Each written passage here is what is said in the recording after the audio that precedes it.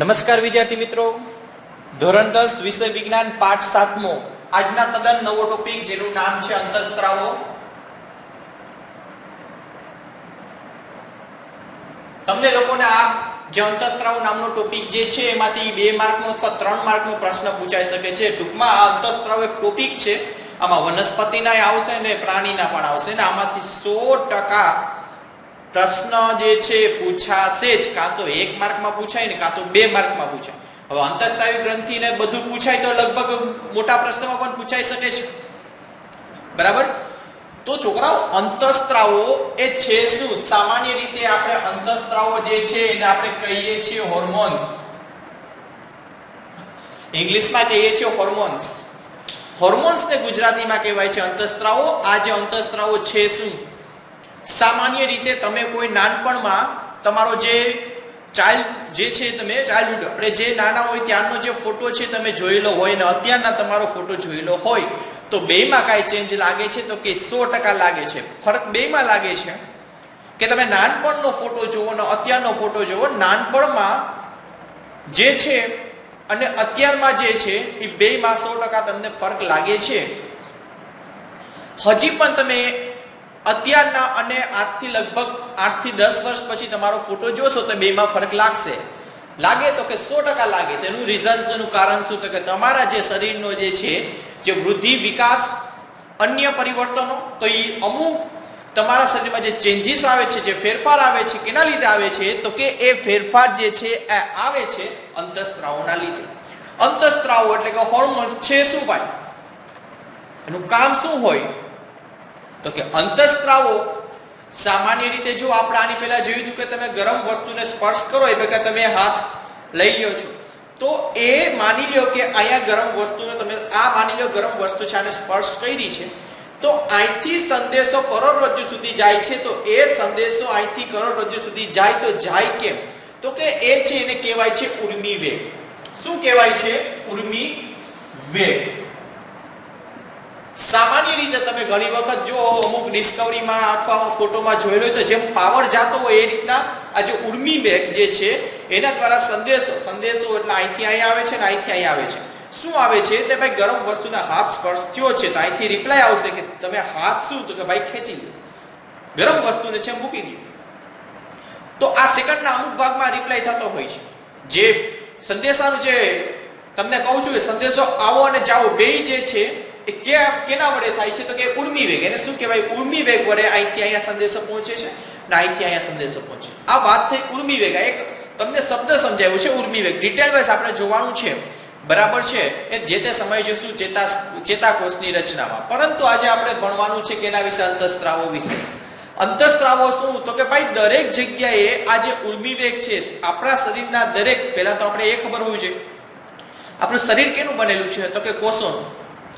તો આપણા શરીરના જે એક કોષથી બીજા કોષ, બીજામાંથી ત્રીજા કોષમાં માહિતી જે છે, સંદેશો જે છે એ જાય છે. તો આ એક કોષમાંથી બીજા કોષમાં, બીજામાંથી ત્રીજામાં જે આપણે અમુક જે સંદેશાઓ છે એ સંદેશાઓ ઉર્મિ વેગ વડે શરીરના દરેક કોષો સુધી પહોંચી નથી શકતા. તો હવે શું થશે ભાઈ? કે આ જે ઉર્મિ વેગ એટલે આ વસ્તુ ઉર્મિ વેગ વડે ભાઈ અમુક સંદેશા પહોંચી નથી શકતા આપણા શરીરના કોષો સુધી. તો હવે આપણા શરીરના અમુક કોષો જે છે ત્યાં સંદેશો પહોંચે નહીં તો શું થાય? ઘણી બધી વસ્તુઓ થઈ શકે, ઘણી બધું થઈ શકે. શું થઈ શકે? સામાન્ય રીતે જો માની લ્યો કે આપણા શરીરના આ મારો હાથ છે, તો આ હાથમાં મારા કોષ હશે. આ હાથ છે કેનો બનેલો? તો કે કોષોનો બનેલો છે. હવે અહીંથી અહીંયા સુધી સંદેશો જતો નથી. શું કામ? માની લ્યો, એક્ઝામ્પલ આપું છું કે અહીંથી અહીં સુધી ઉર્મિ વેગનું વહન થતું નથી. શું કામ? તો કે ઉર્મિ વેગનું વહન શરીરના બધા કોષો સુધી થાય એવું જરૂરી નથી. અમુક સુધી એ સંદેશો ના પણ પહોંચી શકે. તો એ સંદેશો પહોંચાડવા માટે આપણે એક રાસાયણિક સંદેશાવાહક કહેવાય, એનું નામ છે અંતઃસ્ત્રાવો. એક પ્રકારના રાસાયણિક સંદેશાવાહકો કહેવાય છે, એનું નામ છે અંતઃસ્ત્રાવો. સામાન્ય રીતે તમારી જે વૃદ્ધિ થાય છે, તમે જોયા હોય તમારી હાઈટ અમુક જે છે ને એની એજ મોટી હોય, લગભગ 25-30 વર્ષના હોય, પણ એની હાઈટ છે ને નાની જ હોય છે, વામન કદના હોય છે. અમુક જે ખલીનું નામ સાંભળ્યું હશે, WWF, છોકરાઓને તો ખાસ ખબર હશે. બરાબર છે? તો તમે WWF માં જે ખલીનું નામ સાંભળ્યું તો એની હાઈટ કેવડી છે? તો કા ભાઈ એક વ્યક્તિ આટલો એટલે કે મહાકાયતા ખૂબ આટલો ઊંચાઈ વાળો અને એક વ્યક્તિ સાવ નાના કદનો, આનું કારણ શું છે? તો એનું કારણ છે અંતઃસ્ત્રાવ. તમારા શરીરની વૃદ્ધિ થવા માટે અચાનક તમે શોકિંગ ન્યૂઝ સાંભળ્યા છે તો આપણે એ દરમિયાન એ જે ન્યૂઝની સામે જો ઘણી વખત એવું બનતું હોય કે અમુક વ્યક્તિઓ છે ને અમુક મૃત્યુના સમાચાર સાંભળે તો શું થાય? ડાયરેક્ટ બેભાન થઈ જાય. મૃત્યુ નથી થતું, ઘણી વખત એવું પણ થઈ શકે છે. તો તમારી આવા જે શોકિંગ ન્યૂઝ જે છે આવી પરિસ્થિતિમાં અમુક વખત હૃદયના ધબકારા અચાનક છે તમે વધી જાય છે. અમુક એવી વસ્તુ છે તમને ઘણી વખત કોઈ છે બીવડાવશે તો તમારા હૃદયના ધબકારા જે સ્પંદનો જે છે વધી જશે. તો એ દરમિયાન તમારા હૃદયના ધબકારા વળી પાછા બેલેન્સ કરવા માટે, સંતુલિત કરવા માટે જે અંતઃસ્ત્રાવ છે એ પણ આવશે. એમાં પણ અંતઃસ્ત્રાવનો ફાળો છે. એ એડ્રીનલ ગ્રંથિ કરીને તો પછી સમજશું, પણ અત્યારે ખાલી કહી દઉં કે અંતઃસ્ત્રાવ. પછી તમે જે તમારા શરીરમાં અમુક વૃદ્ધિ અને વિકાસ થાય છે, ખાસ કરીને આગળ આવશે ભણવામાં કે તમારામાં ચેન્જીસ આવે છે, તમે જોઈ શકતા હશો. તો એ કેના પરિણામે આવે છે? તો કે એ પણ અંતઃસ્ત્રાવના પરિણામે આવે છે. તો આ કામ થયું અંતઃસ્ત્રાવો. હવે એના વિશે થોડી માહિતી મેળવીએ. અંતઃસ્ત્રાવોનું શું છે? તો કે એક પ્રકારના રાસાયણિક સંદેશાવાહક છે. ભાઈ અંતઃસ્ત્રાવો છે શું? આ અંતઃસ્ત્રાવો તો કે એક પ્રકારના રાસાયણિક સંદેશાવાહક છે. શરીરના દરેક કોષ સુધી ઉર્મિવેગ પહોંચી શકતા નથી, જે અંતઃસ્ત્રાવ દ્વારા પહોંચે છે. હવે આવી જે વસ્તુઓ જે છે એ અંતઃસ્ત્રાવો જઈ અને ત્યાં પોતે કાર્યરત થાય છે, ત્યાં પોતાનું કાર્ય કરે છે. કોણ? તો કે શરીરના દરેક કોષ સુધી કોણ નથી પહોંચી શકતું? ઉર્મિવેગ. હવે ઉર્મિવેગ એટલે ખબર હોવી જોઈએ. સામાન્ય રીતે જે તમારો સંદેશો એક જગ્યાએથી બીજી જગ્યાએ, સંદેશો એટલે મેસેજની વાત નથી થતી ભાઈ. અહીં વાત થાય છે કે કોઈ પણ ગરમ વસ્તુનો અડો છો, સ્પર્શ કરો છો, એ ભેગા તમે હાથ લઈ લ્યો છો તો એક સંદેશો થઈ ગયો આપણા માટે.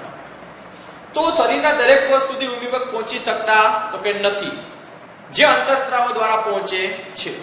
હવે નેક્સ્ટ, અંતઃસ્ત્રાવો ભાઈ વહન કેના દ્વારા કરે? પહેલા તો આપણે એ ખબર હોવી જોઈએ કે અંતઃસ્ત્રાવો બને ક્યાં? તો કે કોઈ પણ અંતઃસ્ત્રાવ છે એ અંતઃસ્ત્રાવી ગ્રંથિ દ્વારા બને છે. આપણે ભણી ગયા છે છોકરાઓ, લાળ ગ્રંથિ આવતી ખબર હોય તો. તમારી જે એને ઇંગ્લિશમાં એમ કહેવાય સલાઇવા ગ્લેન્ડ, તમારી જે જીભ હોય, જીભ નીચે બે ટપકા સ્વરૂપે એ ગ્રંથિ જે છે એનું નામ છે લાળ ગ્રંથિ. એમાંથી શું બહાર આવે? તો કે ભાઈ લાળ રસ બહાર આવતું હતું. એ રીતના આપણા શરીરમાં વિવિધ પ્રકારની અંતઃસ્ત્રાવી ગ્રંથિ હોય છે જે અંતઃસ્ત્રાવનું સંશ્લેષણ કરે છે. બરાબર છે? હવે સંશ્લેષણ એટલે કાંઈ નહીં, અંતઃસ્ત્રાવ બને છે. અંતઃસ્ત્રાવ જે છે ભાઈ એ કોણ? અંતઃસ્ત્રાવી ગ્રંથિ દ્વારા અંતઃસ્ત્રાવ. તમને એમ પૂછે, માની લ્યો કે ભાઈ અંતઃસ્ત્રાવી ગ્રંથિ એટલે શું? શું બોલ્યો છું? અંતઃસ્ત્રાવી ગ્રંથિ એટલે શું? તો કે અંતઃસ્ત્રાવનું સર્જન કે નિર્માણ કરતી ગ્રંથિઓને શું કહેવામાં આવે છે? અંતઃસ્ત્રાવી ગ્રંથિ. અંતઃસ્ત્રાવી ગ્રંથિનું કામ શું? તો કે અંતઃસ્ત્રાવનું સંશ્લેષણ કરવું. સંશ્લેષણ એટલે કે અંતઃસ્ત્રાવને બનાવવું. બરાબર છે? આ નામ આ જે છે નામ છે યાદ રાખજો અને ત્યારબાદ તેનું કાર્ય યાદ રાખજો. અંતઃસ્ત્રાવ છે એ અંતઃસ્ત્રાવી ગ્રંથિ દ્વારા બની ગયો, બહાર પણ આવી ગયો. બહાર આવી ગયો એમ નહીં બોલવાનું. પછી શું બોલશું આપણે? તો કે અંતઃસ્ત્રાવી ગ્રંથિમાંથી અંતઃસ્ત્રાવનો સ્ત્રાવે થઈ ગયો છે. તો હવે એક જગ્યાએથી બીજી જગ્યાએ અંતઃસ્ત્રાવ પહોંચશે કેમ ભાઈ? એ પણ લાગે ને ભાઈ, એક જગ્યાએથી બીજી જગ્યાએ અંતઃસ્ત્રાવ પહોંચશે કેમ? કેના વડે પહોંચશે?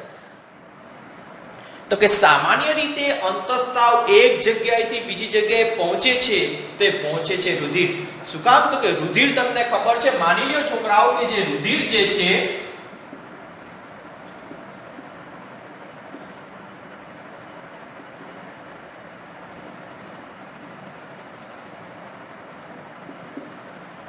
આ કોઈ મનુષ્ય છે, માની લ્યો કે આ મનુષ્ય જે છે હ્યુમન માણસ, એ માણસમાં જે અહીંયા રહેલું જે રુધિર છે એ પગના અંગૂઠા સુધી જશે? તો કે 100% છે. શું કામ? તો કે રુધિર છે એ આખા શરીરમાં શું કરે છે?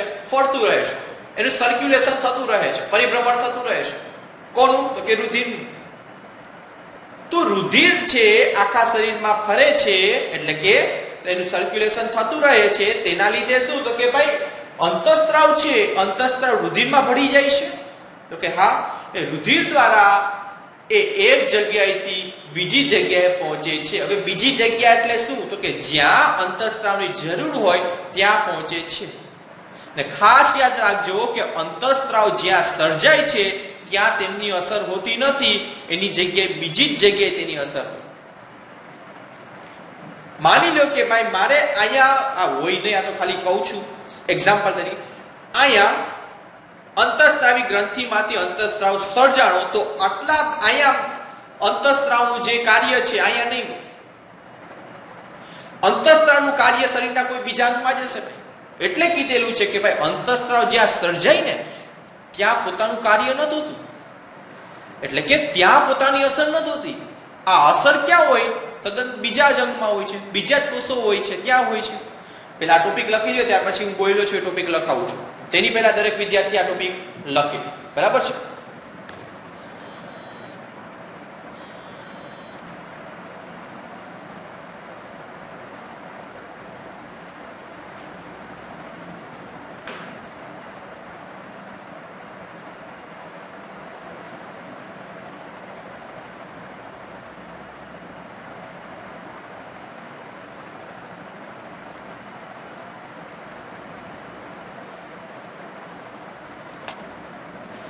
ત્યાર પછી છોકરાઓ તમે જોઈ શકો છો મેં લખેલું છે કે અંતઃસ્ત્રાવ જ્યાં સર્જાય ત્યાં તેમની અસર હોતી નથી. આ એક પોઈન્ટની વાત થઈ કે ભાઈ અંતઃસ્ત્રાવ જ્યાં સર્જાય ત્યાં તેમની અસર ના હોય. તો ભાઈ અસર ક્યાં હોય? હવે અંતઃસ્ત્રાવ આપણે હું આ એમ બોલું છું કે ભાઈ અંતઃસ્ત્રાવ જ્યાં સર્જાય ત્યાં તેમની અસર ન થતી, તો હવે અંતઃસ્ત્રાવની અસર હશે ક્યાં? તો કે સામાન્ય રીતે અંતઃસ્ત્રાવ જે છે રુધિર દ્વારા વહન પામે છે. મેં હમણાં લખેલું છે, સમજાવ્યું હતું, પણ વહન પામી અને નિશ્ચિત અંગ, પેશી કે કોષ સુધી પહોંચે. કાં તો અંગ સુધી તમે કહો, કાં તો પેશી કહો, કાં તો કોષ કહો. જ્યાં આ અંતઃસ્ત્રાવની જરૂર હોય ને ત્યાં તે પહોંચે છે. કેના દ્વારા પહોંચે છે? તો કે રુધિર દ્વારા. આ રુધિર દ્વારા અંતઃસ્ત્રાવ કાં અંગમાં, કાં તો પેશીમાં, કાં તો કોષ સુધી પહોંચે છે અને પોતાની અસર દર્શાવે છે, એટલે કે પોતાનું કાર્ય કરે છે. હવે કાર્યમાં શું હશે તો આપણે વિવિધ અંતઃસ્ત્રાવી ગ્રંથિ ભણશું ને ત્યારે હું સમજાવીશ, બરાબર છે? છેલ્લો પોઈન્ટ કે અંતઃસ્ત્રાવ નિયામકીય અસર દરમિયાન વપરાઈ જાય છે. આનું મીન્સ કે આનો અર્થ શું થયો? કે ભાઈ કોઈ પણ અંતઃસ્ત્રાવ છે, એ અંતઃસ્ત્રાવ પોતે જ્યારે પોતાનું કાર્ય દર્શાવે છે, પોતાની અસર દર્શાવે છે, ત્યારે તે વપરાઈ જાય છે. સામાન્ય રીતે તમે જમતા હોય છોકરાઓ, ત્યારે જમતી વખતે તમારી જે માની લો ડીશ છે, એમાં કોઈ નાસ્તો કરો છો, તો તમે નાસ્તો ખાઓ છો, તો નાસ્તો જે છે ડીશમાંથી પૂરો તો થાય ને? તો કે હા, થાય જ ને. તો એ રીતના કોઈ અંતઃસ્ત્રાવ છે, અંતઃસ્ત્રાવ જેમ જેમ પોતાની જે અસર દર્શાવશે, પોતાનું કાર્ય કરશે, તેમ તેમ અંતઃસ્ત્રાવ છે ને ધીમે ધીમે તો કે વપરાતો જાય છે, બરાબર છે? આ પોઈન્ટ એમ કહે છે કે અંતઃસ્ત્રાવ પોતાની નિયામકીય અસર દરમિયાન વપરાઈ જાય છે. તો એક આ પોઈન્ટ, એક આ પોઈન્ટ, આ બે પોઈન્ટ લખી લ્યો વિદ્યાર્થી મિત્રો. ત્યાર પછી આપણે અંતઃસ્ત્રાવ વનસ્પતિમાં પણ હશે, અંતઃસ્ત્રાવ મનુષ્યમાં પણ હશે, ત્યાર પછી ભણશું. પણ પ્રથમ તો કે આ બે છે પોઈન્ટ લખી લ્યો. આજના લેક્ચરમાં, આજના વિડીયોમાં આપણે આટલું ભણવાનું છે, બરાબર છે? તમારી સામે 2 મિનિટ રાખું છું, દરેક વિદ્યાર્થી લખી લેજો.